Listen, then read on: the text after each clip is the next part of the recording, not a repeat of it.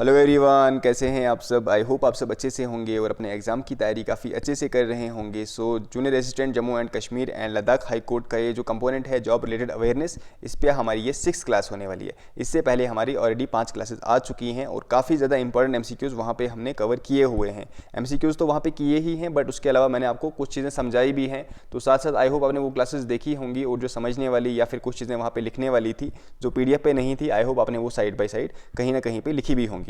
ये अब हमारी 6th क्लास रहने वाली है। यहाँ भी हम कुछ इंपॉर्टेंट एमसीक्यूज़ कवर करेंगे। ये वाला कंपोनेंट तो हम कवर कर ही रहे हैं, बट इसके साथ साथ computers, English as well as हमारे live mock test plus current affairs भी यहाँ पे अपलोड होते रहे हैं। ठीक है, अगर हम बात करें कल की, तो कल मैंने एक बहुत इंपॉर्टेंट यहाँ पे क्लास अपलोड की थी। वो थे लेटेस्ट या फिर हम बोलें लास्ट पिछले 1-1.5 साल के जम्मू एंड कश्मीर के जितने भी करंट अफेयर्स थे, वहाँ पे मैंने टॉप 100 एमसीक्यूज़ की फॉर्मेट में वो सारे करंट अफेयर्स कवर कर दिए हैं। तो आप में से काफ़ी सारे स्टूडेंट्स ने वो क्लास देखी भी है, आप सबको पसंद आई भी है।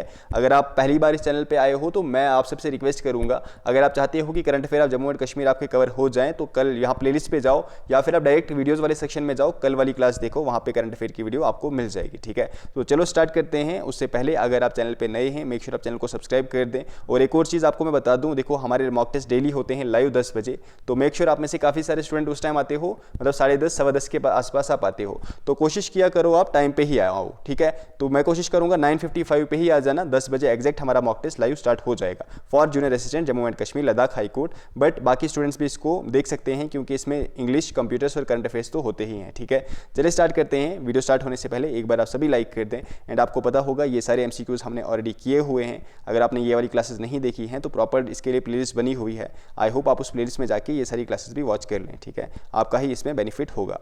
सो आज जो हमारे क्वेश्चंस हैं वो फिर से 25 रहने वाले हैं। सो लास्ट टाइम हमने 5 क्लासेस में 125 तक एमसीक्यूज़ किए हुए थे।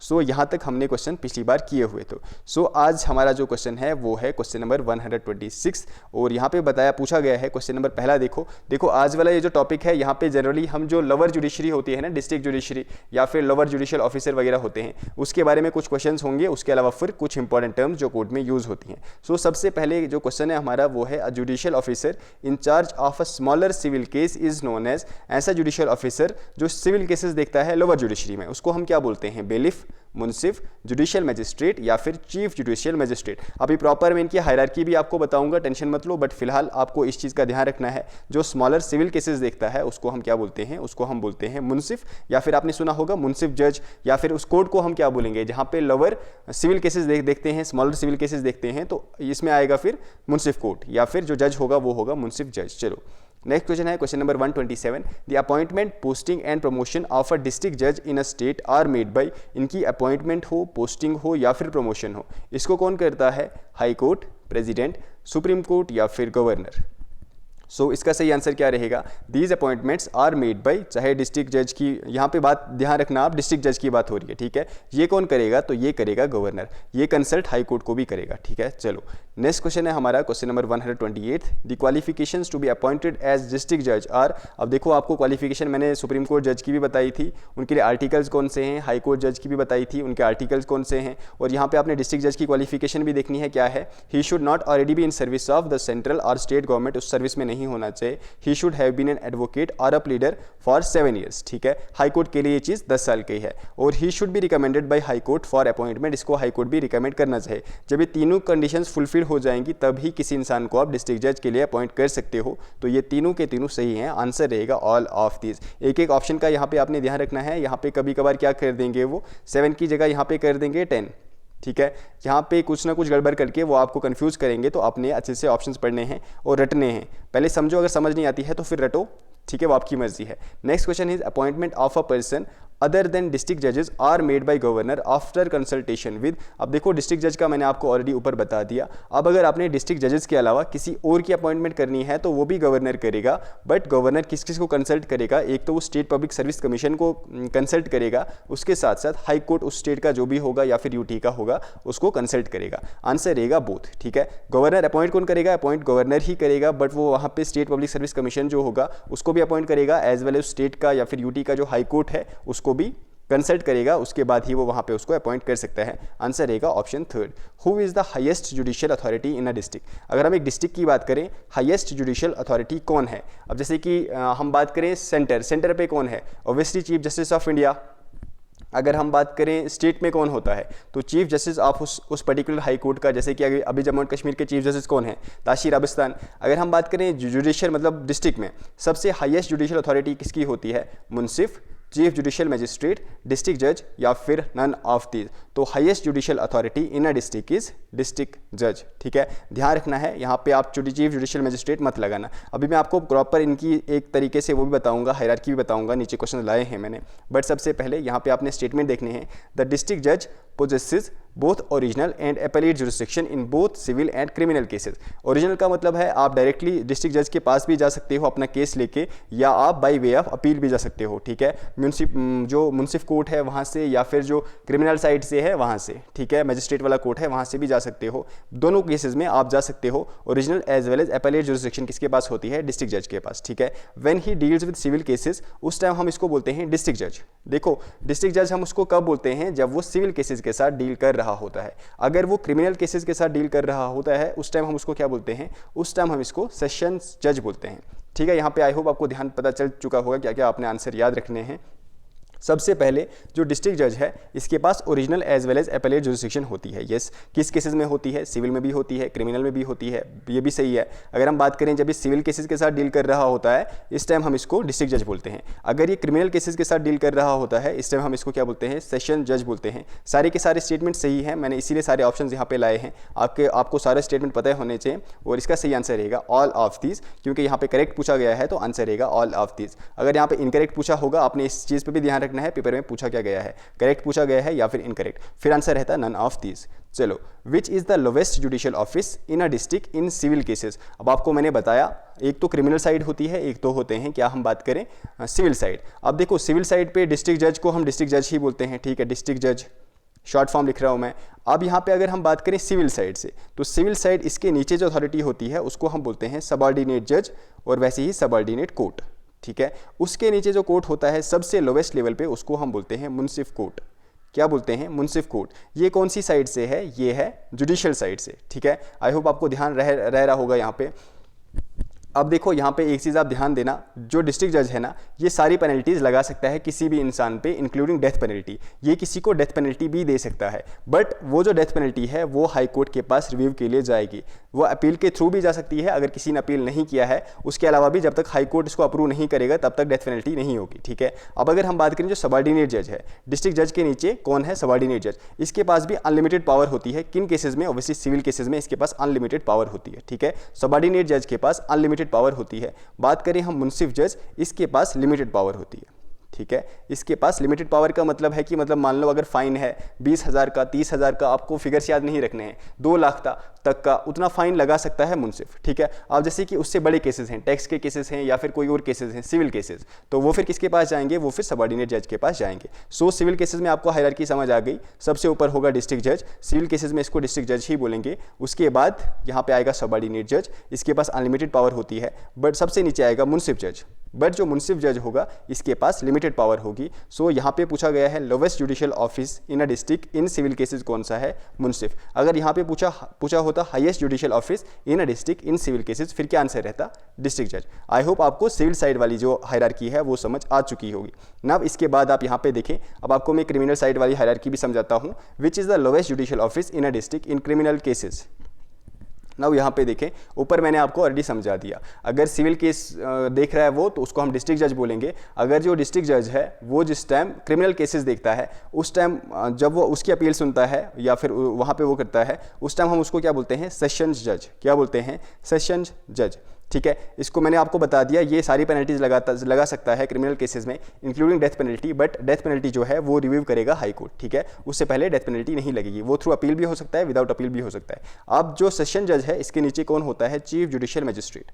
चीफ जुडिशियल मजिस्ट्रेट, अब इसके पास लिमिटेड पावर होती है। ये कौन कितने केसेस देख सकता है, ये बस उतने ही क्रिमिनल केसेस देख सकता है जहाँ पे जो सज़ा है वो 7 साल या फिर उससे कम हो, 7 ईयर्स तक हो। अगर 7 ईयर्स से बड़े वाले कोई केसेस हैं, जैसे कि मर्डर किसी का किया है, रेप किसी का किया है, जहाँ पे सज़ा 7 साल से ज़्यादा है, ठीक है। तो वो कौन देखेगा फिर, वो फिर सेशन जज देखेगा, ठीक है। कौन देखेगा, वो फिर सेशन जज देखेगा। तो जो चीफ जुडिशियल मजिस्ट्रेट है इसके पास लिमिटेड पावर है, ये बस उतने ही केसेस देखेगा जहाँ पे सज़ा जो है वो 7 साल से कम है। और जो सबसे लोवेस्ट जुडिशियल ऑफिस है वो कौन सा है, उसको हम बोलते हैं जुडिशियल मजिस्ट्रेट। इसके पास और भी कम क्रिमिनल पावर है। इसके पास कितनी पावर है, तो ये बस उतने ही क्रिमिनल केसेस देखेगा जहाँ पे जो सज़ा है वो कितनी है, वो 3 साल तक है, ठीक है। तो आई होप आपको अब प्रॉपर समझ आ गया होगा। डिस्ट्रिक्ट जज ही सेशन जज होता है, जो जब वो सिविल केसेस देखता है उसको हम डिस्ट्रिक्ट जज बोलते हैं, जब वो क्रिमिनल केसेस देखता है उसको हम सेशन जज बोलते हैं। अब यहाँ पे हायरार्की है, उसके नीचे आता है चीफ जुडिशियल मजिस्ट्रेट। कौन से केसेस देखता है, जहाँ पे सज़ा 7 साल तक कम है। कौन से केसेस देखता है, जहाँ पे सज़ा 3 साल से कम है। ऊपर फिर मैंने आपको बताया यहाँ पे इसके नीचे होगा सबऑर्डिनेट जज। इसके पास सिविल केसेस में अनलिमिटेड पावर होती है, बट जो मुंसिफ जज होता है इसके पास लिमिटेड पावर होती है। कितनी पावर होती है आपको याद रखने की ज़रूरत नहीं है, बस ये वाली फिगर आपको याद रखना है, 7 साल और 3 साल, ठीक है। चलो, अब अगर आपको कंसेप्ट समझ आ गया, क्योंकि आप में से काफ़ी सारे स्टूडेंट्स बोल रहे थे कि हम यहाँ पे थोड़े कंफ्यूज होते हैं, अब अगर आपको समझ आ गया है तो मेक श्योर आप क्लास को लाइक ज़रूर करें और सेशन को शेयर करें, और कमेंट सेक्शन में बता सकते हैं आपको अब समझ आ गया ये वाला कॉन्सेप्ट या फिर नहीं, क्योंकि आप में से काफ़ी सारे स्टूडेंट यहाँ पे थोड़ा सा कन्फ्यूज है। अपॉइंटमेंट ऑफ डिस्ट्रिक्ट जजेस इज मेंशन्ड इन, अब ये कौन से आर्टिकल में मेंशन है, आर्टिकल 233, 234, 235 या फिर 236। सो अपॉइंटमेंट ऑफ डिस्ट्रिक्ट जजेस is mentioned in article 233 of Indian constitution. Which article of Indian constitution deals with free legal aid to the poor and weaker sections of the society and ensures justice for all। so ये कौन से article में mention है, article 14, article 22, article 39 या फिर article 43। सो ये जो provision है ये मेंशन है आर्टिकल 39 ऑफ इंडियन कॉन्स्टिट्यूशन। ये क्या है, ये एक DPSP है, directive principle of Indian constitution, ठीक है। State policy, directive principle of state policy. Next है question number 136, which part of Indian constitution deals with tribunals. अब ट्रिब्यूनल्स के साथ कौन से आर्टिकल डील करते हैं, कौन सा पार्ट डील करता है, part 5, part 6, part 14A, part 15 या फिर पार्ट 16। आंसर रहेगा कौन से ट्रिब्यूनल डील करते हैं, तो पार्ट 14A। अब ट्रिब्यूनल्स भी 2 टाइप के होते हैं, चलो आई थिंक नीचे क्वेश्चन है वहाँ पे आपको बताता हूँ मैं। देखो यहाँ पे आपने ध्यान रखना है, जो ट्रिब्यूनल्स हैं ओरिजिनली ये कॉन्स्टिट्यूशन में मेंशन नहीं थे, ये ऐड हुए थे 42nd अमेंडमेंट एक्ट 1976, और किसकी रिकमेंडेशन पे, ऑन द रिकमेंडेशन ऑफ स्वर्ण सिंह कमेटी। अब यहाँ पे आप देखें, when was central administrative tribunal setup, central administrative tribunal कब सेटअप हुआ था, 1985, 1995, 2005 या फिर 2015। नाउ फिर से एक इंपॉर्टेंट कंसेप्ट समझा रहा हूँ, फिर से ध्यान से सुनना और कहीं पे लिख भी सकते हो। ये एस्टेब्लिश हुआ था 1985। अब देखो कैट तो एक ही होगा, ठीक है, मेन कैट एक ही होगा, बट इसकी फर्दर ब्रांचेस हो सकती हैं। आई थिंक मैंने कहीं पे लिखा हुआ है, यस ये वाली चीज़ पहले एक बार पढ़ लेते हैं हम। देखो इसकी प्रिंसिपल ब्रांच जो है वो दिल्ली में है, बट इसकी 17 और ब्रांचेस हैं, उसमें जो 15 ब्रांचेस है वो तो प्रिंसिपल हाई कोर्ट्स जो हैं रेस्पेक्टिव उन हाई कोर्ट्स में ही ऑपरेट होता है। बट 2 ब्रांचेस ऐसी हैं जो हाई कोर्ट में नहीं बल्कि अलग जगह हैं, वो हैं जयपुर एंड लखनऊ, ठीक है। अब यहाँ पे आप देखो जो कैट होगा, कैट एक तो कैट होगा और एक होगा सेट। कैट हम बोलते हैं central administrative tribunal, state administrative tribunal, ठीक है। जो कैट होता है 2 टाइप का होता है, एक तो होता है सर्विसेज के मैटर में जो कैट होता है वो है मेंशन्ड आर्टिकल 323A में, ठीक है। ये सारी ऐसी प्रोविजंस देखेगा जो सर्विसेज से रिलेटेड हैं। इसके अलावा जो कैट है दूसरा मतलब ट्रिब्यूनल्स हैं, यहाँ पे मैं कैट की बात नहीं कर रहा हूँ बट ट्रिब्यूनल्स की बात कर रहा हूँ। दूसरे टाइप के ट्रिब्यूनल्स मेंशन है आर्टिकल 323B में। ये बाकी सारे मैटर देखेंगे अदर देन सर्विसेज। अब देखो ये जो सर्विसेज रिलेटेड कैट है ना, आर्टिकल 323A में जो मैंशनड है वो जो है ये सिर्फ पार्लियामेंट ही बना सकता है, ये वाले ट्रिब्यूनल्स इनको सिर्फ पार्लियामेंट ही एस्टेब्लिश कर सकता है। बट बाकी डिफरेंट टाइप के ट्रिब्यूनल चाहे टैक्स से रिलेटेड हैं या फिर बाकी एग्रीकल्चर वगैरह से रिलेटेड कोई ट्रिब्यूनल्स अगर बना रहे हो उनको पार्लियामेंट भी बना सकता है एज वेल एज स्टेट भी बना सकता है। तो यहाँ पे एक हायरार्की होती है, यहाँ पे कोई भी हायरार्की नहीं है, ठीक है। एक तरीके से आप ये चीज़ समझ लेना। चलो, now the CAT do not have jurisdiction over. अब कैट की जुरिस्डिक्शन किस किस के ऊपर है, देखो यहाँ पे बस इतना समझ लो आप, सेंटर मतलब ऑल इंडिया सर्विसेज जितनी भी हैं उसके ऊपर कैट की जुरिस्डिक्शन है। सेंट्रल सर्विसेज जितनी भी हैं उनके ऊपर कैट की जुरिस्डिक्शन है। उसके अलावा अगर कुछ ऐसे सिविल ऑफिसर्स हैं या फिर सिविल काम करने वाले हैं जो डिफेंस वाले सेक्टर में काम कर रहे हैं, डिफेंस फोर्सेज में ऐसे ऑफिसर्स या फिर लोग जो वहाँ पे सिविलियन काम कर रहे हैं, तो उनके ऊपर भी कैट की जुरिस्डिक्शन है। बट डिफेंस फोर्सेज हो या फिर officers and servants of supreme court हो या फिर सेक्रेटरियल स्टाफ ऑफ पार्लियामेंट हो, इसके ऊपर कैट की जुरिस्डिक्शन नहीं है। तो आंसर रहेगा इन सब के ऊपर कैट की जुरिस्डिक्शन नहीं है। किस किस के ऊपर है मैंने आपको वो भी समझा दिया, किसके ऊपर नहीं है मैंने आपको ये भी समझा दिया। Next is the chairman and members of CAT are appointed by president. CAT I hope आपको फुल फॉर्म पता है, ऊपर ऑलरेडी मैंने आपको बता दिया, central administrative tribunal. The chairman hold office for a term of 5 years और until the age of 65 years। The members hold office for a term of 5 years और until the age of 62 years। तो सारे के सारे correct है। सबसे पहले appoint कौन करेगा, प्रेसिडेंट। अगर हम बात करें चेयरमैन तो उसकी जो एज मतलब टर्म ऑफ ऑफिस 5 साल दोनों जगह होता है और अगर हम बात करें एज ऑफ रिटायरमेंट 65, यहाँ पे 62। अभी जो मेंबर्स हैं कैट में कितने हैं, एक चेयरमैन है प्लस 65 मेंबर्स हैं कैट में अभी, ठीक है, इस चीज़ का आप ध्यान रखना। तो सारे के सारे यहाँ पे स्टेटमेंट सही है। नेक्स्ट है यहाँ पे CAT is guided by the principle of, ये कौन से प्रिंसिपल से गाइडेड है, CRPC, IPC, नेचुरल जस्टिस या फिर नन ऑफ दिस। तो CAT is guided by the principle of natural justice. What does acquittal mean, acquittal का क्या मतलब होता है, a guilty verdict, a finding of not guilty, a court summon या फिर अ लीगल अपील। एक्विट का मतलब होता है किसी को आपने मतलब किसी के अगेंस्ट आपने वो केस किया बट बाद में पाया गया कि वो इंसान गिल्टी नहीं था, तो उसको फिर एक्विट किया जाता है। एक्विटल का मतलब होता है फाइंडिंग ऑफ नॉट गिल्टी, वो इंसान गिल्टी नहीं है किसी पर्टिकुलर केस में। What is the role of bailiff, bailiff का क्या काम होता है, सॉरी, टू इंटरप्रेट लॉज को इंटरप्रेट करना, to prosecute cases, to maintain court order in a court या फिर टू डिफेंड अक्यूज्ड पर्सन। तो आपने सुना होगा, मूवीज़ वगैरह आपने देखी होंगी, ऑर्डर वो कौन करता है, तो वो काम है बेलिफ का। इसका काम होता है to maintain court order in a court. Next है what is the role of court reporter, court reporter का क्या काम होता है, टू जज द केस। सो उसके बाद है to create a verbatim record of court proceeding, to act as a lawyer या फिर टू एनफोर्स कोर्ट ऑर्डर। तो इसका काम होता है जैसे भी कोर्ट प्रोसीडिंग है ना, वर्ड बाय वर्ड वो सारी चीज़ें रिकॉर्ड करे, ठीक है, वर्ड बाय वर्ड। जैसे कोर्ट में डिसीजन दिया गया है या फिर कोई चीज़ बोले जा रहे हैं, जज बोल रहा है या फिर जूरी बोल रही है, वो वैसे का वैसा वहाँ पे लिखेगा। तो ये काम किसका होता है, ये काम होता है कोर्ट रिपोर्टर का। नेक्स्ट है question number 144, who is responsible for maintaining court order and administering court record and administering oath. ये किसका काम होता है, कोर्ट रिकॉर्ड को मेंटेन करना, और जो शपथ वगैरह दिलाते हैं, मैं डैश की शपथ लेता हूँ, जो भी बोलूँगा सच बोलूँगा, ये किसका काम होता है, जज का, प्रोसिक्यूटर का, कोर्ट क्लर्क का या फिर कोर्ट रिपोर्टर का। तो ये काम होता है कोर्ट क्लर्क का, ठीक है, वो शपथ वगैरह दिलाना एज वेल एज कोर्ट के रिकॉर्ड्स को मेंटेन करना। नेक्स्ट है who is responsible for explaining court procedures to the jury. अब जो कोर्ट प्रोसीजर हैं वो जूरी को समझाना किसका काम होता है, बेलिफ का, कोर्ट रिपोर्टर, कोर्ट क्लर्क या फिर जूरी फोरमैन। तो ये काम होता है जूरी फोरमैन का, ठीक है। चलो नेक्स्ट क्वेश्चन है यहाँ पे which court role involves providing information to the जज about a defendant's background to assist in sentencing decision. मतलब मान लो किसी ने चोरी की है या फिर किसी के अगेंस्ट, ए के अगेंस्ट जज ने कोई वर्डिक्ट देना है। अब कोई ऐसा इंसान होगा जो बताएगा कि हाँ भाई ये जो ए है इसने पहले भी ये काम किया हुआ है, इसका बैकग्राउंड ऐसा है, मतलब इसके बारे में इन्फॉर्मेशन देगा सो दैट इसको जो सेंटेंस देने में आसानी हो। तो ये किसका काम होता है, विटनेस का, प्रोबेशन ऑफिसर का, कोर्ट क्लर्क का या फिर बेलिफ का। तो ये काम होता है प्रोबेशन ऑफिसर का।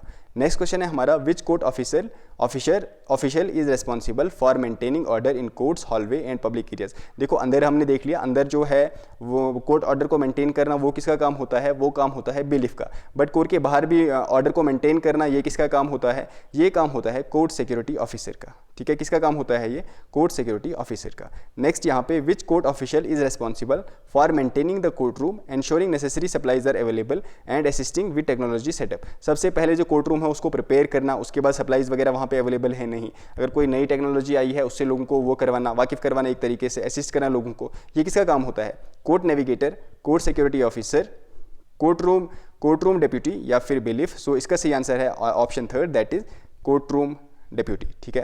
एंड नेक्स्ट क्वेश्चन है हमारा in a high profile trial who might be responsible for managing media relations and ensuring the court's information is accurately disseminated। आपको पता होगा कोई बहुत बड़ा इंसान है, उसके अगेंस्ट कोई ट्रायल चल रही है, तो हो सकता है बाहर फॉल्स इन्फॉर्मेशन जाए, तो फॉल्स इन्फॉर्मेशन ना जाए बट जो भी कोर्ट में चल रहा है प्रोसीडिंग उसको सही तरीके से बाहर लाया जाए। ये किसका काम होता है, कोर्ट रिपोर्टर का, पब्लिक डिफेंडर, बेलिफ या फिर कोर्ट इन्फॉर्मेशन ऑफिसर। तो ये काम होता है कोर्ट इन्फॉर्मेशन ऑफिसर का, ठीक है। और आज का हमारा last question, who is the current chief justice of India. इसका आंसर आप देंगे मुझे कमेंट सेक्शन में। और ये कौन से नंबर के चीफ जस्टिस हैं, 49th, 50th, 51st, 52nd, कौन से हैं आप मुझे कमेंट सेक्शन में बताओ। आंसर आई होप आपको क्लास पसंद आई होगी। अगर पसंद आई है तो इस कमेंट का आंसर देके आप मुझे बता सकते हैं साथ में कि नई चीज़ें आपको जो भी सीखने को मिली, ठीक है। बाकी अगर आपको इसकी PDF से है तो PDF के लिए आप व्हाट्सअप कर सकते हैं 6006893955, ठीक है। सो यहाँ पे हमारे 955 यहाँ पे होगा। सो यहाँ पे हमारे 150 MCQs हो चुके हैं एंड फर्दर हम लाएंगे, कोशिश करेंगे मिनिमम 300 to 500 MCQs एटलीस्ट हम इस वाले कंपोनेंट पे लाएं। और शाम को हमारा मॉक टेस्ट भी होगा 10 बजे, सभी आ जाना। और all the best, take care and channel पे नए हो सब्सक्राइब कर दो अभी तक नहीं किया है। और यहाँ तक आए हो तो ऑब्वियसली आपने वीडियो को जरूर लाइक किया ही होगा, अगर नहीं किया है इनकेस भूल चुके हो तो वीडियो को लाइक और शेयर जरूर कर देना। मिलते हैं रात को 10 बजे, take care everyone and bye bye.